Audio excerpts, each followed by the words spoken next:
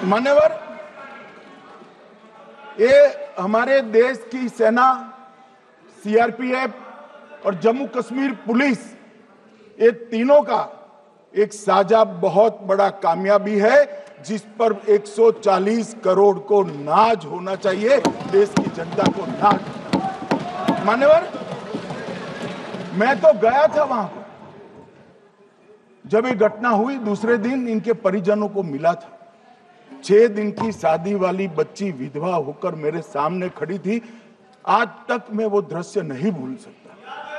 मगर आज सारे परिजनों को मैं कहना चाहता हूं कि मोदी जी ने ऑपरेशन सिंदूर से भेजने वालों को भी मारा और हमारे सुरक्षा बलों ने जिनको भेजा था उनको भी मारा, और एक ऐसा सबक सिखाया है कि आने वाले कई दिनों तक कोई ऐसी हिम्मत नहीं कर पाएगा।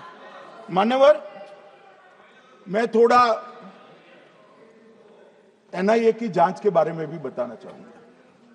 मान्यवर, जिस दिन लश्कर-ए-तोयबा ने और इसके आउटफिट टीआरएफ ने इसकी जिम्मेदारी ली, उसी दिन हमने तय कर लिया था कि ये जांच एनआईए को सौंप दी जाएगी, क्योंकि एनआईए आतंकवाद के केसों की जांच के लिए, वैज्ञानिक तरीके से जांच करने के लिए और सजा कराने के लिए महारत हासिल की हुई विश्व मान्य एजेंसी है, जिसका सजा कराने का दर 96% से ज्यादा है। मान्यवर, हमने तुरंत ही इसकी जांच एनआईए को दे दी। हमने पूरी व्यवस्था की। सेना, बीएसएफ, सीआरपीएफ और जम्मू कश्मीर पुलिस ने ये लोग देश छोड़कर भाग न जाए। और मान्यवर, इसकी जांच की शुरुआत हुई। एक थकाने वाली बहुत लंबी जांच हुई है।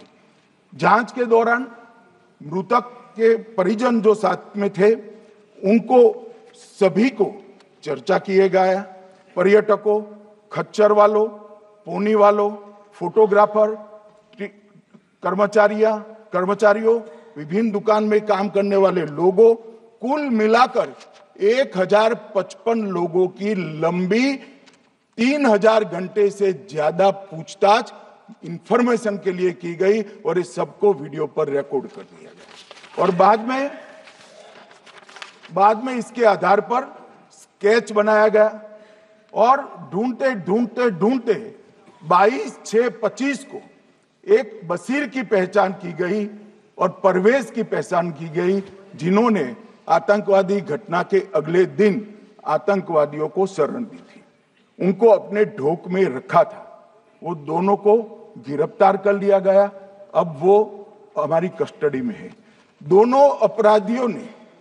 गिरफ्तार अपराधियों ने खुलासा किया कि 21/4/25 की रात को 8 बजे 3 आतंकवादी बेसरन से लगभग 2 किलोमीटर दूर स्थित परवेज ढोक में आए थे। आतंकवादियों के पास AK-47 और M9 कार्बाइन थी। जो 2 आतंकवादियों ने काली पोशाक पहनी थी और एक ने छद्म वेश किया था। खाना खाया, चाय पी और ढोक से निकलते वक्त कुछ खाना, नमक, मिर्च और मसाले लेकर वो चले गए।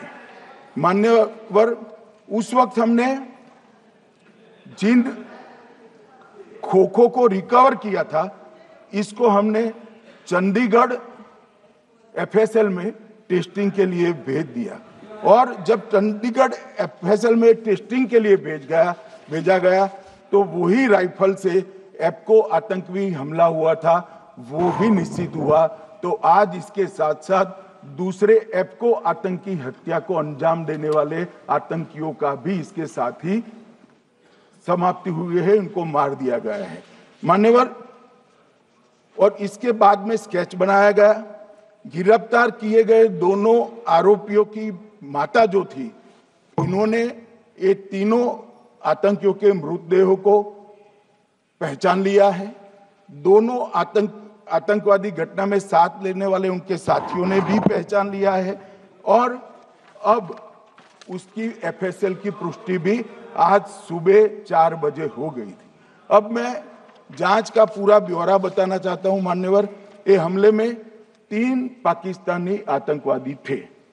हमले में 2 AK-47 और 1 M9 कार्बाइन का प्रयोग किया गया था और अब जो पकड़े गए हैं इसके सुलेमान के कारण एप्को का मामला भी आज रिजॉल्व हो रहा है और आतंकवादियों को पनाह देने वाले 2 स्थानीय लोगों को भी इस केस में पकड़ लिया गया है। अब मान्यवर कल पूछते थे कहां से आए, कहां गए, किसकी जिम्मेदारी है। भाई जिम्मेदारी हमारी ही है, हम सरकार में हैं, हमारी ही जिम्मेदारी है। मगर मैं पूछता हूं जब आप सरकार में थे तब क्या क्या हुआ था, इसकी जिम्मेदारी किसकी थी और क्यों निर्वहन नहीं किया, वो भी बाद में पूछूंगा, जरा धीरज से सुनना। मगर मान्यवर मुझे एक बड़ा दुख हुआ है।